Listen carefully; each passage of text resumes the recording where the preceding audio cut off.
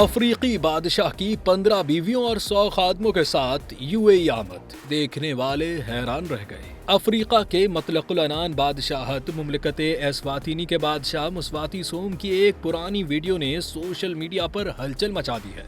ये वीडियो जो जुलाई में पहली बार सामने आई थी, बादशाह के अबूज़हबी आमद की इस वीडियो में बादशाह को अपने मुतअद्दिद बीवियों और बड़े अमले के साथ प्राइवेट जेट से उतरते हुए दिखाया गया है। बादशाह मुस्वाती सोम ने रिवायती लिबास ज़ेबतन किया हुआ है और खानदानी खवातीन के एक ग्रुप के हमरा इस एयरपोर्ट पर कदम रखा।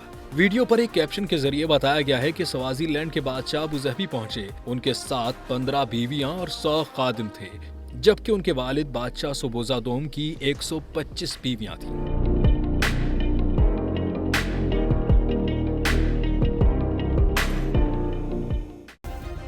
सब्सक्राइब करें और बेल दबाएं ताकि कोई खबर रह न जाए।